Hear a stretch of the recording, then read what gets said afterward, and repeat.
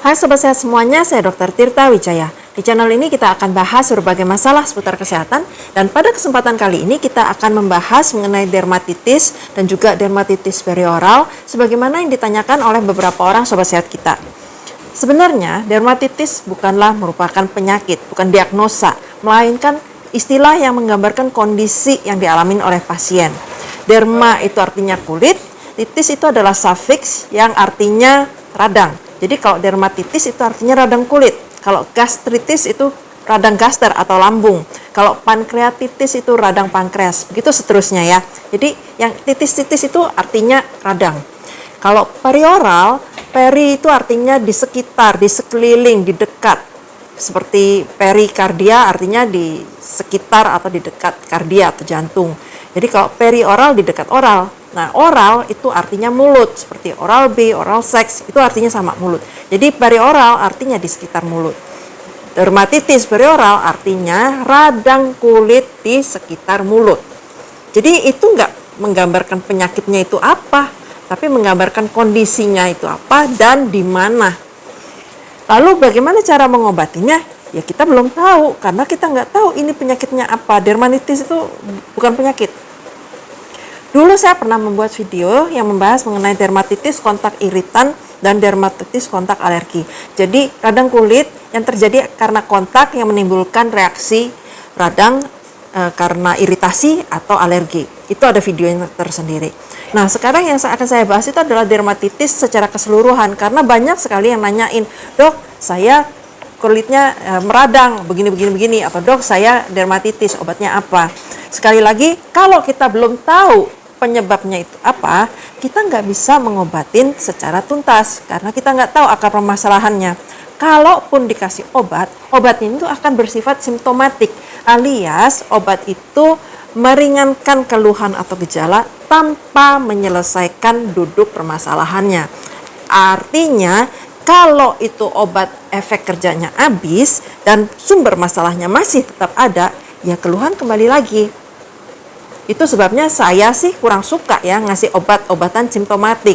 Saya cuma kasih obat-obatan yang simptomatik kalau saya tahu ini sifatnya self-limiting. Alias sebenarnya bisa sembuh sendiri tanpa diobatin. Jadi saya kasih obat itu untuk meringankan keluhan aja. Tubuh kita akan menyelesaikan masalah dengan sendirinya. Tapi kalau kita nggak yakin ini penyebabnya apa, saya sih cenderung akan cari tahu supaya kita nggak istilahnya membuat seolah-olah nggak masalah gitu loh. Istilahnya kayak gini deh, orang sakit gigi kan masalahnya timbul karena giginya bolong. Kalau dikasih obat anti nyeri itu hilang keluhan nyerinya, tapi giginya tetap bolong, kuman tetap masuk, masalah tetap ada. Seperti itu juga dermatitis. Kalau boleh sih saya umumnya lebih cenderung akan cari akar permasalahannya itu apa dan diobatin sesuai dengan akar permasalahannya. Kalau untuk dermatitis kontak, baik itu yang iritan maupun yang alergi, cara penanganan utamanya jelas. Hentikan, putuskan kontak dengan zat yang memicu terjadinya dermatitis tersebut. Nah terus kalau dermatitisnya nggak jelas, sebabnya apa gimana? Kita bahas dari awal dulu ya. Dermatitis itu ada macam-macam. Yang dulu pernah saya bahas itu adalah dermatitis kontak atau radang kulit yang disebabkan kontak dengan zat-zat tertentu, baik itu alergi atau iritan. Terus ada juga dermatitis atopik atau istilah seringnya itu kita sebut eksim. Dan ini biasanya bersifat keturunan, artinya emang dari sononya udah ada. Ya kambuh-kambuhan lah. Dan ini nggak bisa disembuhkan ya, karena emang udah bawaan lahir dari sononya. Paling kita bikin supaya nggak terlalu meradang, supaya nggak terlalu menyiksa gitu ya. Yang ketiga adalah dermatitis dihidrotik, yaitu di mana kulit kehilangan kemampuan untuk melindungi dirinya sendiri. Dermatitis ini biasanya ada di telapak tangan atau telapak kaki. Biasanya kulit di daerah yang mengalami dermatitis dihidrotik ini kering, gatal, kadang ada bentol-bentol kecil berisi air gitu ya, pelentung-pelentung. Nah, itu. Dan lebih sering terjadi pada mereka yang banyak berkeringat di daerah telapak tangan, telapak kaki. Ada juga yang keempat itu dermatitis seboroik yang bentuknya itu seperti serpihan-serpihan kulit. Jadi kulitnya terasa kering, gatal, dan ada serpihan-serpihannya. Kalau di bayi itu namanya cradle cap ya. Jadi kulit kepala bayinya itu kayak ada semacam lapisan yang flecky gitu ya, lapisan yang menutupin kulit kepalanya. Kalau pada orang dewasa itu ya jadi kayak ketombe, terus kulit di sekitar telinganya itu ngelupas-ngelupas, di sekitar hidung yang ngelupas-ngelupas. Bisa jadi warnanya juga lain, bisa warnanya putih karena ada lapisan kulit matinya gitu ya, atau merah, atau bahkan mungkin karena digarukin jadi ada yang mengkilap, ada serumnya. Biasanya ini lebih parah terjadi pada mereka yang kurang tidur atau tidurnya kurang berkualitas, tidak berkualitas, sama mereka yang mengalami stres emosional. Memang agak sulit disembuhkan kalau untuk keluhan yang semacam ini, tapi ada hal-hal yang bisa kita lakukan untuk meringankan keluhannya. Jenis dermatitis lain yang lebih jarang terjadi itu misalnya neurodermatitis, yang biasanya itu lebih dipicu oleh stres emosional. Bentuknya itu seperti seceplok-seceplok kulit yang sangat gatal. Terus ada nummular dermatitis. Nummular itu artinya seperti koin ya, yaitu area kulit tertentu yang bentuknya secemplok-secemplok bulat-bulat yang gatal dan kering. Itu biasanya lebih sering terjadi pada area kulit yang pernah mengalami trauma atau perlukaan sebelumnya. Ada juga stasis dermatitis, yaitu radang kulit yang terjadi karena adanya gangguan aliran darah di area kulit tersebut.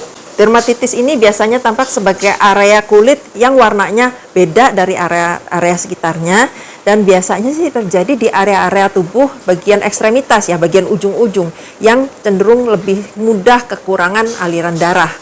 Dermatitis lain yang jarang terjadi, yang terus terang saya juga nggak pernah ketemu kasusnya, itu adalah dermatitis neglecta, di mana terjadi radang kulit karena tumpukan kotoran, sel-sel kulit mati, minyak sebumnya, terus keringat segala macam di satu titik, satu area kulit tertentu, sehingga area itu jadi kayak ada lapisan zat-zat yang sampah-sampah ini yang nggak kebuang gitu. Saya nggak pernah lihat kasusnya, tapi ini ada. Dermatitis sesuai asal katanya itu kan radang kulit ya.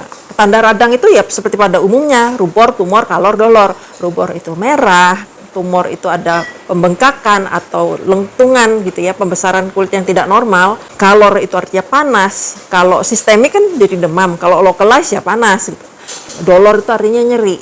Jadi kalau kulit kita mengalami kondisi-kondisi semacam ini ya itulah radang kulit. Kalau di kulit istilahnya itu jadi lebih spesifik. Kalau kulit yang merah itu biasanya kita bilangnya ruam. Kalau ada lentingan tumornya gitu ya di kulit, bukan kita bilang tumor, biasanya blister atau yang isinya air kayak gitu, atau jerawat kecil-kecil, papul, pustul, itu bengkak, bentol. Nah, itu istilah khusus untuk tumor yang ada di kulit. Jadi tumor itu sebenarnya jangan kita bayangkan wah ini kanker, bukan. Tumor itu artinya ada bentuk yang lebih melebihi normalnya. Terus dolor itu nyeri, bisa berupa gatal. Gatal itu sebenarnya eksitasi dari rangsang nyeri juga. Cuma kalau sedikit jadinya terasanya gatal, kalau banyak jadinya nyeri gitu loh. Jadi bisa gatal, bisa nyeri. Ya kayak gitu-gitu, itu termasuk tanda dari terjadinya radang kulit. Untuk mengetahui penanganan atau obat yang tepat buat dermatitis, kita harus tahu dulu apa penyebabnya. Kalau dermatitis kontak udah jelas ya, penyebabnya adalah kontak dengan zat-zat tertentu yang memicu reaksi iritasi atau alergi. Ya, penanganannya dihentikan kontaknya. Pada atopik dermatitis atau eksema, selain karena faktor keturunan, juga ada peranan faktor dari lingkungan yang memicu terjadinya si eksema itu. Biasanya bisa berupa stres, kecapean, atau zat-zat tertentu. Ada juga pada beberapa orang yang eksemnya itu dipicu oleh makanan tertentu, misalnya yang banyak mengandung gula, banyak mengandung karbohidrat, konsumsi daging merah, ya lain-lain lah. Tiap-tiap orang itu ada pemicu yang beda-beda juga, tergantung orangnya. Sedangkan pada dermatitis seboroik itu belum diketahui penyebab pastinya sih. Cuma mereka yang mengalami infeksi jamur Malassezia fufur atau alias panu itu memang lebih tinggi resikonya mengalami dermatitis seboroik. Udah gitu, hal lain yang bisa juga meningkatkan resiko terjadinya dermatitis seboroik antara lain infeksi HIV, mengalami psoriasis, epilepsi, atau mereka yang menderita penyakit Parkinson. Nah, kalau kita sudah tahu penyebabnya apa, cara pencegahannya ya dengan menghindari penyebabnya itu. Kalau kita tahu penyebabnya adalah stres, ya kendalikan stres emosional dengan baik.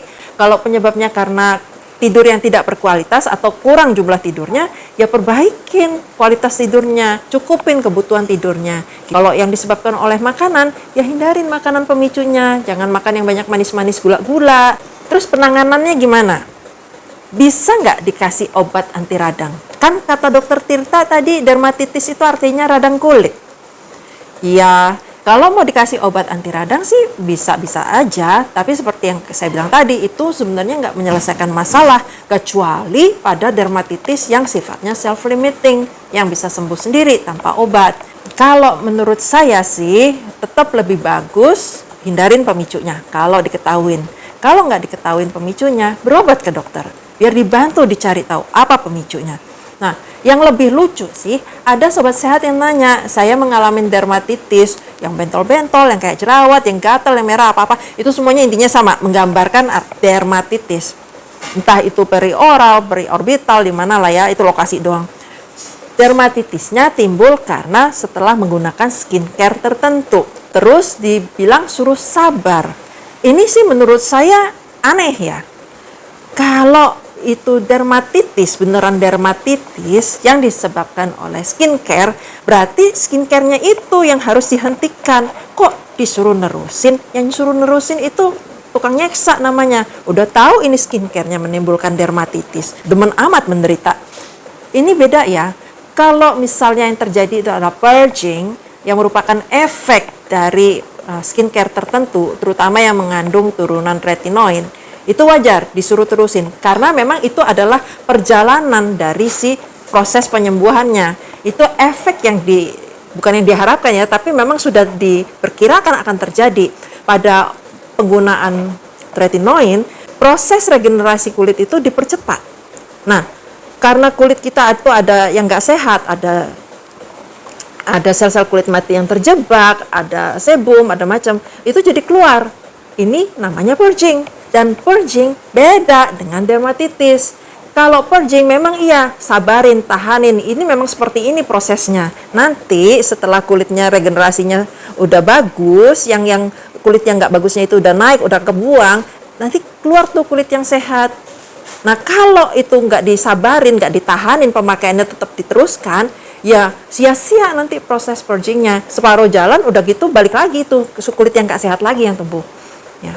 Itu memang iya. Tapi kalau itu yang terjadi adalah dermatitis, ya lain ceritanya. Jangan ditahanin, hentikan kontak dengan zat yang menyebabkan dermatitisnya. Harusnya seperti itu.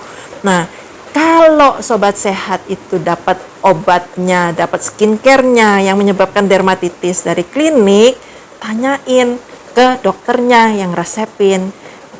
Dok, ini kalau dermatitis kenapa diterusin dok? Saya nggak tahan ini, gatal, sakit. Dan itu bukan efek yang seharusnya dermatitis. Beda ya, sekali lagi bedakan dengan purging. Setelah diputus kontaknya dengan hal-hal yang menyebabkan dermatitis, apa yang bisa kita lakukan? Umumnya sih, kalau pemicunya sudah dihentikan, itu akan menghilang dengan sendirinya. Tapi kalau misalnya nggak tahan, kalau pengen dicepetin, ya bisa dikasih obat anti radang.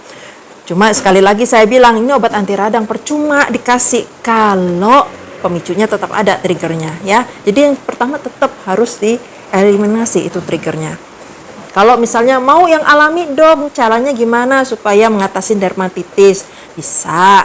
Contohnya itu bisa kita pakai oatmeal, havermut itu ya, dibikin sebagai semacam masker untuk meringankan keluhan, atau bisa pakai kompres es, tapi esnya jangan ditempelin langsung ya. Bagusnya sih esnya itu dibungkus dengan sabut tangan yang bersih atau kain kasa, terus diteplok-teplokin di daerah yang mengalami radang. Bisa juga ya yang tadi lah, dengan cukup istirahat, makan makanan yang sehat, yang berimbang, yang bagus gitu.